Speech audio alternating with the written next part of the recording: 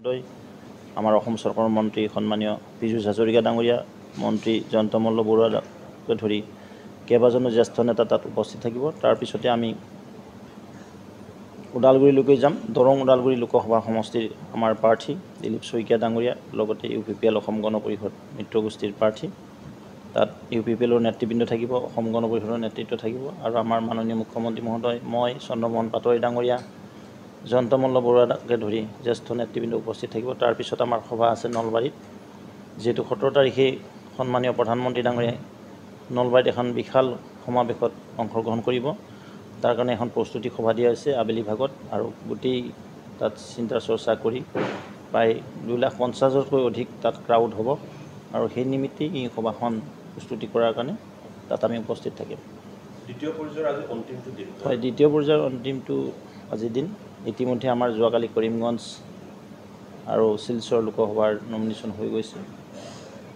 ইয়াৰ উপৰিও দ্বিতীয় পৰ্যায়ত ডিফুৰ যোৱা 3 তাৰিখে হৈ গৈছে, আৰু আজি আমাৰ দুটাকৈ লোকসভাৰ হ'ব। দ্বিতীয় পৰ্যায়ত 5খন লোকসভা আছে। এই 5খন লোকসভাৰ 5খনে আমাৰ কাৰণে উৰ্বৰ, 5খনে আমি বিশাল ব্যৱধানত আমাৰ প্ৰাৰ্থীসকল বিজয় নিশ্চিত হ'ব। তৃতীয় পৰ্যায়ত 4টা থাকিব: গুৱাহাটী, কোকৰাঝাৰ, বৰপেটা আৰু ধুবুৰী। এতিয়ালৈকে মাননীয় মুখ্যমন্ত্ৰী মহোদয়ৰ কেলেণ্ডাৰটো আপোনালোকক দিয়া হৈছে। ইয়াৰ উপৰিও আমাৰো আছে। আমি আজি দৰং ওদালগুৰি, নগাঁও বা আমাৰ নলবাৰীত আছে। অহাকাইলৈ আমি যোৰহাট, অহাকালি পৰহি আমাৰ শিৱসাগৰ জিলাত আছে। ঠিক তেনে নেক্সট ডে আমাৰ ডিব্ৰুগড় আছে, তাৰপিছতে লখিমপুৰ, কাজিৰঙা আৰু শোণিতপুৰ। আমাৰ 13 তাৰিখলৈকে আমাৰ বিভিন্ন ঠাইত সভা আছে। মাননীয় মুখ্যমন্ত্ৰী মহোদয়েও 14 তাৰিখলৈ কাৰ্যক্ৰম দিয়া আছে, আৰু আটাইকেইজন সন্মানৰ মন্ত্ৰী, ক্লাষ্টাৰ ইনচাৰ্জ আৰু যিসকলে নিৰ্বাচন খেলা নাই, শ্ৰদ্ধেয় সাংসদ, তেওঁলোকেও নিজৰ নিজৰ টুৰ প্ৰগ্ৰাম প্ৰিপেয়াৰ কৰিছে। আজি আহিব 7 তাৰিখে হোজাইত তেখেতে এখন বিশাল জনসভাত সম্বোধন কৰিব। আকৌ 8 তাৰিখে তেখেতে লখিমপুৰ, উত্তৰ লখিমপুৰ আৰু লগতে গহপুৰত এখন জনসভাত ভাষণ দিব। ভাল, আমিতো আটাইকেইটা 14টা লোকসভা সমষ্টিৰ ধুবুৰীত বাহিৰে, মই ধুবুৰীত মাজতে যাম এদিন, যিহেতু তৃতীয় পৰ্যায়ত নিৰ্বাচন আছে। বাকী কোকৰাঝাৰতো গৈছোঁ, বৰপেটা, গুৱাহাটীতো আছোঁৱে আমি। মই আটাইকেইটা লোকসভাত যিটো আমি পৰিৱেশ দেখিছোঁ, এতিয়ালৈকে আমি 13খন আসন জিকিবলৈ সক্ষম হ'ম। সেইবাবে সংখ্যালঘু ৰাইজ যিদৰে ধাবিত হৈছে ভাৰতীয় জনতা পাৰ্টীৰ সভা সমিতিত, আৰু তেওঁলোকৰ বিকাশৰ লগতে আছে। মোদী ডাঙৰীয়াই সবকা সাথ সবকা বিকাশ নীতিৰে দেশখনক আগবঢ়াই নিছে, আৰু সেই নিমিত্তে মুখ্যমন্ত্ৰী ডাঙৰীয়াও সংখ্যালঘু ৰাইজৰ কাৰণে যথেষ্ট কাম কাজ কৰিছে, আৰু সেইকাৰণে সংখ্যালঘু ৰাইজ ভাৰতীয় জনতা পাৰ্টী অৰ্থাৎ চৰকাৰখনৰ পিনে আকৰ্ষিত হৈছে। লগতে তেখেতসকলো বিকাশৰ লগত থাকিব বিচাৰে, কাৰণ ইমান দিন কংগ্ৰেছে তেওঁলোকক ঠগালে।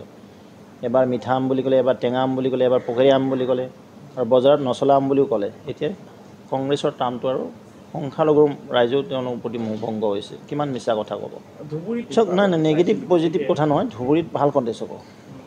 আমাৰ যিজন জাভেদ ইছলাম ডাঙৰীয়া, আমাৰ প্ৰাৰ্থী, অসম গণ পৰিষদৰ আমাৰ মিত্ৰগোষ্ঠীৰ প্ৰাৰ্থী, তেওঁ তীব্ৰ প্ৰতিদ্বন্দ্বিতাত আগবঢ়াইছে, আৰু তাত এটা ট্ৰেডিশ্যনেল হৈ গ'ল।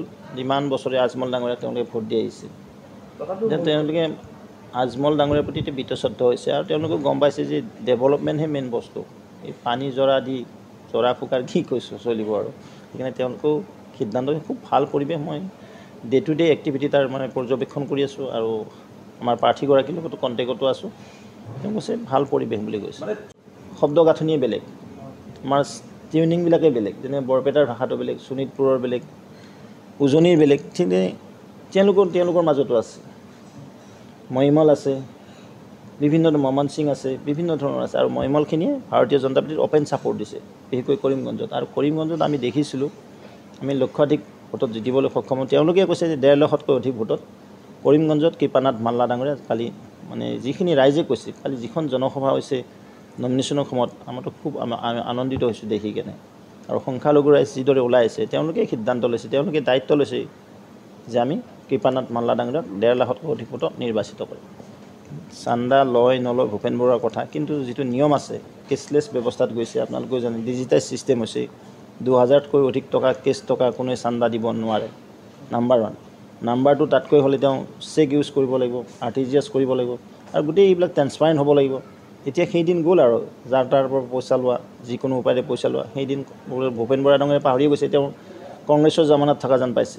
দেশৰ শাসন ব্যৱস্থা, দেশৰ গোটেই ফাইনেন্সিয়েল ব্যৱস্থা, সকলো ব্যৱস্থাৰ পৰিৱৰ্তন হৈছে। ভূপেন বৰা ডাঙৰীয়াই তেওঁলোকে তেতিয়া ভাবিছিল আৰু যে যাৰ যি ইচ্ছা তাকেই ল'ম, এখন ৰজাবিহীন ৰাজ্য বুলি ভাবিছিল তেওঁ। কিন্তু দলটো চলাব লাগিব তেওঁ কৈছে যে দল চলাওক, আমি বেয়া নাপাওঁ, তেওঁ দল চলাওক, আমাৰ শুভেচ্ছা আছে। আৰু কংগ্ৰেছ দলটো মই মৰি যোৱাটো নিবিচাৰোঁ। আপোনাৰ লোকৰ যিটো তেওঁ ছিষ্টেমত থাকোঁ না। আমাৰ কাৰ্যালয়, আমাৰ কাৰ্যকৰ্তা শ্ৰম ত্যাগেৰে বনোৱা হৈছে। আমিতো আপোনালোকে নিজেই জানে যে আমি মাইক্ৰ' ডনেশ্যন এতিয়াও চলি আছে, যে আমি কোনোবাই 1000 টকা, কোনোবাই 500 টকা, কোনোবাই 10 টকা, কোনোবাই 20 টকা দিব পাৰে। ঠিক আমিও আমাৰ ধনৰাশি আমি কালেকশ্যন কৰিছিলোঁ, আমাৰ কুপন বহি আছিলে, তাত আমি 50 টকাৰ পৰা 20 টকাৰ পৰা নিজৰ আৰ্জিত ধন দিব দিছিলোঁ। এনেকৈ কাকো দাবী ধমকি দি পইচা লোৱা নাই বা কোনো ক'ব নোৱাৰে। নিজ কাৰ্যকৰ্তাৰ শ্ৰমৰ পইচা আমাৰ কাৰ্যালয় বনাইছোঁ, আমাৰ এতিয়াও পাৰ্টিৰ অফিচ চলি আছে, আপুনি নিজেই জানে। কাৰণ আমাৰ প্ৰায় এতিয়ালৈকে 48 কোটি সদস্য, 48 লাখ, আৰু সমগ্ৰ ভাৰতবৰ্ষত 19 কোটি আছে। এতিয়া 48 লাখ সদস্যই 1 টকা দিলে কিমান হয়, 10 টকা দিলে কিমান হয়। আৰু আজিকালি 50 টকাৰ তল কোনে দিয়ে আমাৰ কাৰ্যকৰ্তা। আমি 2000 ওপৰ কাৰোৰ পৰা লোৱা নাই, আপোনালোকে চাব পাৰে। আমাৰ কুপনে নাছিল 2000 টকীয়া। আৰু বহুতে আমাক চেকো দিছে, সেইটোও কওঁ, বহুতে আমাক চেক দিছে। কোনোবাই যদি 10,000 টকা দিছে, চেকত দিছে, কেছ লোৱা নাই। আমাৰ ট্ৰেন্সপাৰেণ্ট আছে। তো ভূপেন বৰাই দেখোন ট্ৰেন্সপাৰেণ্টলি দেখাই দিয়ক। বিজেপিয়ে কাকো টাৰ্গেট নকৰে, তেওঁ হাৰিব, তেওঁৰ দল শূন্য মাৰিব, আৰু সেইকাৰণে তেওঁ যি পায় মুখত যি আহে তাকে বকি আছে। আমাৰ টাৰ্গেট আছে, আমাৰ ভোট। কোনো দল আমাৰ লগত টাৰ্গেট নাই। আমি নৰেন্দ্ৰ মোদী ডাঙৰীয়াৰ আগত কোন আছে আপোনালোকে কওক। হিমন্ত বিশ্ব শৰ্মা ডাঙৰীয়াৰ আগত অসমত কোন নেতা আছে? তেখেতে যিদৰে উন্নয়ন কৰিছে, মোদী ডাঙৰীয়াই যিদৰে উন্নয়ন কৰিছে, ভোট দিব মোদীজীক। আজি ভাৰতবৰ্ষৰ যি স্বাভিমান বৃদ্ধি হৈছে, ভাৰতবৰ্ষৰ আজি যি অৱস্থালৈ আহিল, সকলো আজি সংখ্যালঘু সংখ্যাগুৰু তেওঁলোকে কয় এইবিলাক কথা, হিন্দু মুছলিম খ্ৰীষ্টান জৈন। আমি কি কৈছোঁ যে সবকা সাথ সবকা বিকাশ। নাই নাই, আমাৰ ইমান নহয় দেই। 3খন আছে, এখন ছিংগল ইঞ্জিন, 2খন ডাবল ইঞ্জিন, এখন মাননীয় মুখ্যমন্ত্ৰী মন্ত্ৰী নাই আৰু নাই। আমি দেখা নাপালোঁ যে বিৰোধীৰ কোনো দিশা দশা নাছিলে, কোনো আইডিঅ'লজিকেল এইটো এটা মানে এলায়েন্স নাছিলে। কেৱল তেওঁলোকক আসন লাগে। আসনৰ অংক যেতিয়া নিমিলিল, সকলোৱে নিজৰ বিৰুদ্ধে পৰস্পৰৰ প্ৰতি বিৰোধী মন্তব্য দিয়া দেখিবলৈ পাইছোঁ। এইটো কেতিয়াও এটা ভাল মানে ধৰণৰ মিত্ৰগোষ্ঠী হ'ব নোৱাৰে। আজি অসম গণ পৰিষদ, UPPL, ভাৰতীয় জনতা পাৰ্টি আছোঁ। আমাৰ কোনোবা দলৰ কৈছে নেকি যে আমি অসন্তুষ্ট আছোঁ, বিজেপি আমাক এনেকুৱা কৰিছে বা UPPL আমাক এনেকুৱা কৰিলে, অসম গণ, আমি এটা মিত্ৰতাত আছোঁ। আমি সকলো আলাপ আলোচনা কৰি সুন্দৰভাৱে আমাৰ প্ৰাৰ্থিত্ব আগতে আমি অসম গণ পৰিষদত আলোচনা কৰিছোঁ, UPPL আলোচনা কৰিহে ভাৰতীয় জনতা পাৰ্টীয়ে প্ৰাৰ্থিত্ব প্ৰদান কৰিছে বা আমাৰ এনাউন্সমেণ্ট কৰা হৈছে। ঠিক তেনে এটা মিত্ৰতা থাকিলে ৰাজ্যখনক আগবঢ়াই নিয়া, দেশখনক আগবঢ়াই নিয়া এটা ৰোডমেপ থাকিব, এটা একশ্যন প্লেন থাকিব, তাৰ আধাৰতে হয়।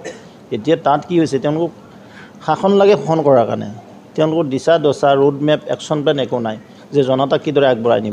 আমি ক'তো আপোনাক ক'লোঁ প্ৰত্যাহ্বান ক'তো দেখা নাই, জনতাৰ বিপুল সমৰ্থন। যোৱাকালি 2খন মই নমিনেশ্যন সভাত উপস্থিত আছোঁ, আৰু অতি গুৰুত্বপূৰ্ণ বৰাক ভেলী ৰাইজৰ যিটো স্পণ্টেনিয়াছ ছাপোৰ্ট, স্বতঃস্ফূৰ্তভাৱে সন্মানৰ ৰাইজ, কাৰ্যকৰ্তা, ভোটাৰ ৰাইজ ওলাই আহিছে। নিশ্চিতভাৱে এতিয়ালৈকে 13খন আসন আমাৰ মিত্ৰগোষ্ঠীয়ে পাব।